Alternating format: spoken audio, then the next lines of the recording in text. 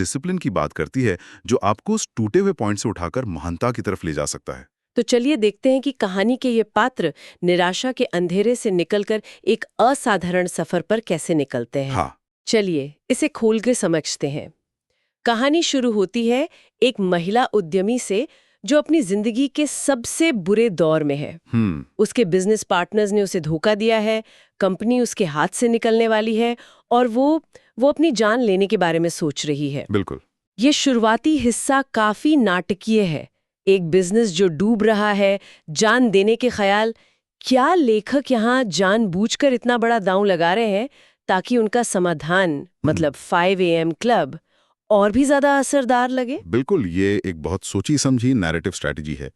जब आप किसी किरदार को उसके सबसे निचले पॉइंट पर दिखाते हैं तो उसका जो ट्रांसफॉर्मेशन है वो और भी ज्यादा शक्तिशाली लगता है। सही है। लेखक चाहता है कि पढ़ने वाला उस किरदार के दर्द को महसूस करे।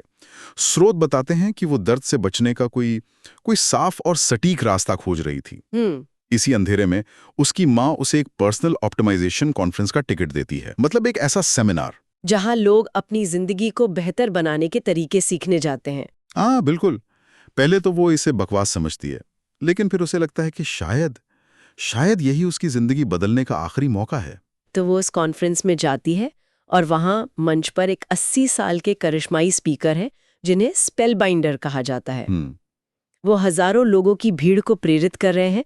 उनका मुख्य संदेश है, साधारण जीवन से समझौता मत करो, आरामदेह जिंदगी के बजाय महानता को चुनो। यहाँ जो बात दिलचस्प है वो ये है कि स्पेलबाइंडर सिर्फ सफलता के मीठे सपने नहीं बेच रहे हैं, वो दर्शकों की परेशानियों और निराशाओं को समझते हैं। अच्छा। वो कहते हैं कि डर और सामाजिक दबाव हमें एक छोटे से दायरे में कैद कर देते हैं, लेकिन हमारी जिंदगी के बुरे अनुभव ही हमें महान बनने के लिए तैयार करते हैं। वो इस विचार पर जोर देते हैं कि असली विकास के लिए असुविधा को गले लगाना जरूरी है। Essentially get comfortable with being uncomfortable. लेकिन क्या यह विचार थोड़ा पुराना नहीं है कि महान लोग मुश्किलों से ही निकलते हैं? आज की दुनिया में कई लोग मानसिक स्वास्थ्य और बर्नआउट से बचने की बात करते हैं। हाँ सही बात है। जबकि ये किताब असुविधा को गले लगाने पर जोर दे रही है। इसमें एक विरोधाभास नहीं है? ये एक बहुत अच्छा सवाल है। मुझे लगता है यहाँ बारीकी को समझना जरूरी है। किताब प्रोडक्टिव डिस्कम्फर्ट की बात कर रही है, डिस्ट्रक्टिव स्ट्रेस की नहीं। अच्छा, मतलब? उदाहरण के लिए रोज सुबह 5 बजे उठना असुविधाजनक है, लेकिन ये आपको अनुशासित बनाता है। कोई नया स्किल सीखना मुश्किल है, पर वो आपको बेहतर बनाता है। समझ गई। ये उस तरह की असुविधा है। दूसरी तरफ एक टॉक्सिक वर्क एनवायरनमेंट में काम करना या अपनी मेंटल हेल्थ को नजरअंदाज करना, ये डिस्ट्रक्टिव स्ट्रेस है। बिल्कुल। तो स्पेलबाइंडर का संदेश बर्नआउट को बढ़ावा देना नहीं है, बल्कि उस कंफर्ट जोन को तोड़ने के लिए प्रेरित करना है जहां कोई ग्रोथ नहीं होती। राना पार्क्स जैसे लोगों के उदाहरण भी देते हैं। हाँ बिल्कुल। जिन्होंने मुश्किलों के बावजूद असाधारण काम किया। लेकिन फिर कहानी में एक बहुत बड़ा मोड़ आता है। जैसे ही स्पेलबाइंडर अपना भाषण खत्म करते हैं, वो मंच पर गिर जाते हैं। हाँ, और ये घटना एक शॉक की तरह काम करती है। ये हमें दिखाती है कि जिंदगी कितनी अनप्रेडिक्टेबल है और हमारे पास समय सीमित है। ये एक तरह से इस बात पर जोर देती है कि महानता की खोज को कल पर नहीं टालना चाहिए। जो करना है आज करना है। सही। स्पेलबाइंडर का गिरना कहानी के लिए एक उत्प्रेरक का काम करता है, जो किरदारों को एक्शन लेने के लिए मजबूर करता है। तो स्पेलबाइंडर का मंच पर गिरना एक बहुत बड़ा शॉक था, और ये हमें याद दिलाता है कि प्रेरणा कहीं से भी आ सकती है और कभी भी जा सकती है। बिल्कुल। लेकिन कहानी यही नहीं रुकती। असल में असली गुरु का आगमन तो अब होता है, और वो भी एक ऐसी जगह से जहां कोई उम्मीद भी नहीं कर सकता। बिल्कुल। उस भीड़ में एक कलाकार भी है जो अपनी रचनात्मक प्रेरणा खो चुका है और कुछ नया ढूंढ रहा है। अच्छा। स्पेलबाइंडर के गिरने के बाद उद्यमी और कलाकार की मुलाकात एक अजीब से दिखने वाले आदमी से होती है जो बेघर लगता है।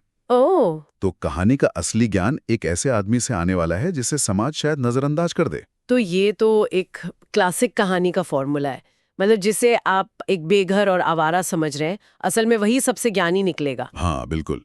वो आदमी दावा करता है कि उसने स्पेलबाइंडर से ही सब कुछ सीखा है। पहले तो उद्यमी को उस पर शक होता है, लेकिन फिर वो कुछ गहरी बातें करता होगा। हाँ, वो आदमी सफलता के मनोविज्ञान और उत्पादकता पर ऐसी गहरी बातें करने लगता है कि दोनों हैरान रह जाते हैं। अच्छा। हाँ, ये डिस्गाइज्ड मेंटोर का आर्केटाइप है। जैसे स्टार वॉर्स में योडा, वो बाहर से कमजोर और साधारण दिखते हैं, लेकिन अंदर से ज्ञान का भंडार होते हैं। ये बेघर आदमी कहता है कि दुनिया के सबसे सफल लोग अपना सबसे कीमती निवेश पैसे में नहीं बल्कि समय में करते हैं। वाह। वो कहते हैं कि सुबह के पहले घंटे, जिसे वो द विक्ट्री आवर कहते हैं, उस पर जिसका नियंत्रण हो गया वो पूरे दिन का बादशाह बन जाता है। और यहीं से किताब के जो मूल सिद्धांत हैं वो सामने आने लगते हैं। वो बेघर आदमी 4 आंतरिक साम्राज्यों या 4 इंटीरियर एम्पायर्स की बात करता है। हाँ। माइंड सेट मानसिकता, हार्ट सेट भावना, हेल्थ सेट स्वास्थ्य और सोल सेट आत्मा। हाँ, और ये 4 स्तंभ दिलचस्प हैं क्योंकि ये सिर्फ मानसिकता या माइंडसेट पर ही नहीं रुकते, जैसा कि ज्यादातर सेल्फ हेल्प किताबें करती हैं। बिल्कुल। शर्मा यहाँ हार्ट सेट यानी भावनात्मक स्वास्थ्य, हेल्थ सेट यानी शारीरिक स्वास्थ्य और सोल सेट यानी आध्यात्मिक जुड़ाव को भी बराबर का महत्व दे रहे हैं। उनका तर्क ये है कि आप सिर्फ सोच बदलकर महान नहीं बन सकते जब तक आपकी भावनाएं, आपका शरीर और आपकी आत्मा वो उस बदलाव के लिए तैयार न हो। फिजिकल एनर्जी को और सोल सेट आपके अंदरूनी सुकून को दर्शाता है। इनमें से एक भी कमजोर हो तो आप अपनी पूरी क्षमता तक नहीं पहुंच सकते। वो एक और दिलचस्प बात कहता है कि कारोबार का असली मकसद दूसरों की सेवा करना है और पैसा तो बस उसका एक नतीजा है। हाँ। और दर्द और मुश्किलों को वो व्यक्तिगत विकास के लिए जरूरी बताता है, क्योंकि दुख से ही सहानुभूति और रचनात्मकता पैदा होती है। बिल्कुल। और इसी बातचीत में वो 2 और महत्वपूर्ण कॉन्सेप्ट सामने लाता है। पहला है हकदारी की मानसिकता या एंटाइटलमेंट मेंटालिटी। हकदारी की मानसिकता? वो इसकी आलोचना करता है। इसका ठीक मतलब क्या है? क्या आप इसे थोड़ा और समझा सकते हैं? जरूर। जब वो हकदारी की मानसिकता की आलोचना करते हैं तो उनका मतलब उस सोच से है जहां लोग मानते हैं कि सफलता उन्हें मिलनी ही चाहिए, बिना असाधारण मेहनत किए। हाँ बिल्कुल। ये वो लोग हैं जो सोचते हैं मैंने डिग्री ले ली, अब मुझे अच्छी नौकरी मिली ही चाहिए, या मैं बहुत टैलेंटेड हूं इसलिए मुझे मशहूर होना ही चाहिए।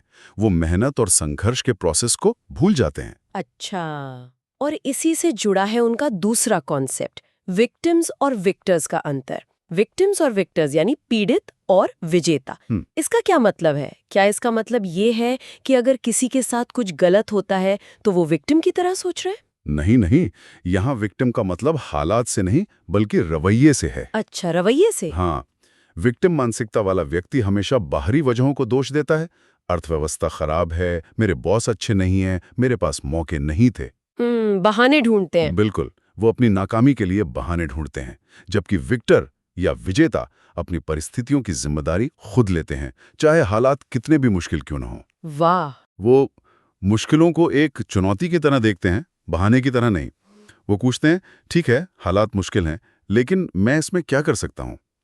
ये रवैये का एक बुनियादी फर्क है। ये एक बहुत शक्तिशाली विचार है। तो वो बेघर आदमी उद्यमी और कलाकार को बताता है कि महानता हासिल करने के लिए एक विश्व स्तरीय सुबह की दिनचर्या बनाना जरूरी है। हाँ। वो कहता है कि दिन के शुरुआती घंटे ही सफलता की नींव रखते हैं। और फिर वो उन्हें द 5 AM क्लब में शामिल होने का आइडिया देता है। हाँ, और वो साफ करता है कि ये कोई जादुई गोली नहीं है। इसके लिए कड़ी मेहनत, प्रतिबद्धता, अनुशासन और धैर्य की जरूरत पड़ेगी। सही। वो कहते हैं कि महानता रातों रात नहीं मिलती, ये छोटी छोटी रोजाना की आदतों का नतीजा होती है जिन्हें सालों तक निभाया जाता है। वाह, तो ये एक बहुत बड़ा ट्विस्ट है। यहाँ कहानी में एक जबरदस्त खुलासा होता है। वो बेघर दिखने वाला आदमी असल में एक अरबपति है, मिस्टर राइली। हाँ, मिस्टर राइली। वो विनम्र दिखने और लोगों को परखने के लिए साधारण कपड़े पहनता है। जब उद्यमी और कलाकार उससे मिलने के लिए अगली सुबह 4:49 पर पहुंचते हैं तो उन्हें लेने के लिए एक चमचमाती हुई रॉल्स रॉयस कार आती है। ये खुलासा हमारी उन धारणाओं को पूरी तरह से चुनौती देता है कि ज्ञान और सफलता कैसे दिखते हैं। बिल्कुल। हम अक्सर बाहरी दिखावे से लोगों को जज करते हैं, लेकिन असली मूल्य वो अंदर होता है। मिस्टर राइली उन्हें अपने निजी जेट हैंगर में ले जाते हैं, जहां उनका एक आलीशान जेट खड़ा है जिस पर लिखा है 5 AC यानी 5 AM क्लब। हाँ, 5 AM क्लब। और यहीं से उनके असली सफर की शुरुआत होती है। मिस्टर राइली उन्हें अपने साथ मॉरिशस ले जाने की पेशकश करते हैं ताकि वो उन्हें सुबह की महारत और दुनिया के सबसे सफल लोगों के रहस्य सिखा सकें। और वो दोनों मान जाते हैं। हाँ, उद्यमी और कलाकार जो अपनी जिंदगी बदलने के लिए बेताब हैं, इस प्रस्ताव को स्वीकार कर लेते हैं। जो सिर्फ एक यात्रा नहीं है, ये एक नए जीवन में परिवर्तन का प्रतीक है।